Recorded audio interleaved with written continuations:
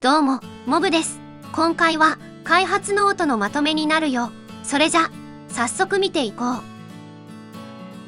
まずは、次のアップデートで、光の攻防ヨグムントに難易度ハードが追加されるよ。また、運営さんの言い方的に、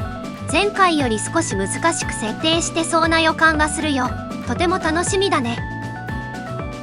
次に、混沌の戦場と宝石システムがリニューアルされるよ。このリニューアルでは、混沌の戦場の最大階層の拡張や、宝石の新等級の追加、スロットの拡張が導入されるよ。また、新しい素材が獲得できるようになり、アーティファクトと同じように、上位等級に昇級することができるシステムも追加されるようだね。次は、新規勢や復帰勢向けのシステムとして、アップデートごとに、特定のハンターに専用バフが乗るようになるよ。このバフは一部コンテンツでは使用できないものの、これまでより楽にゲームを進めることができるようになるので、とても良いシステムになりそうだね。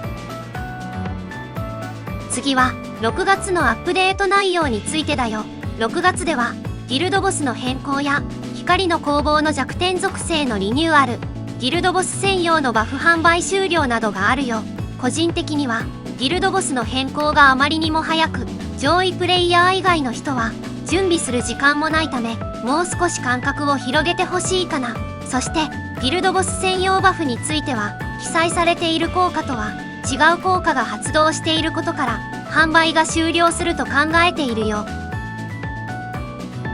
次に新ハンターとしてレナートが追加されるよ。またレナートは風属性のアタッカーであるため、雨宮ミレイと役割が被ることになるね。おそらく光の攻防ヨグムントでの活躍がメインになると思うけど、回復阻害やパーティー全体の防御力バフを持っていると考えるのが無難かな。さらに一番悩ましいことは、高坂雫を引くかレナートを引くかの選択になるかな。ここで高坂を逃すと1ヶ月は入手不可能になるため、慎重に判断する必要がありそうだね。次はアーティファクトの改善についてだよ。おそらく全員が同じ考えを持っていると思うけど、改善する部分が的外れすぎて全く意味をなしていないよ。ここはアップデートまでに気づいて修正してほしいな。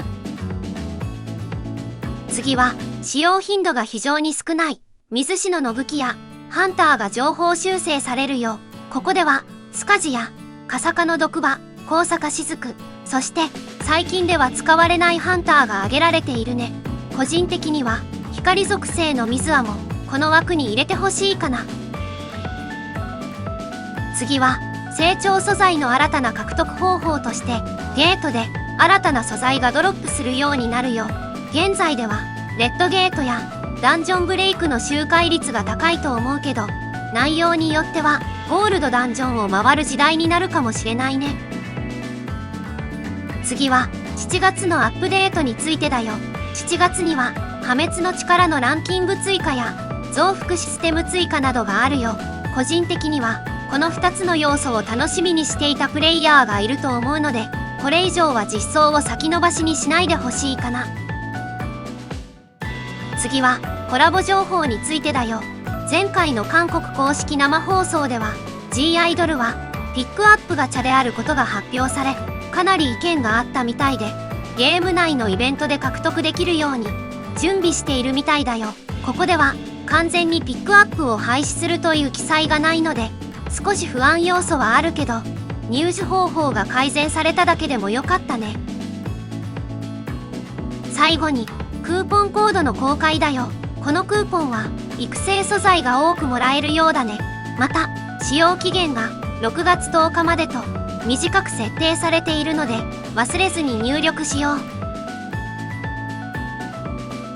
今回の動画は以上になるよ。これからもこのチャンネルでは俺あらの動画をたくさん投稿するつもりだよ。よかったらチャンネル登録、高評価、コメントお願いします。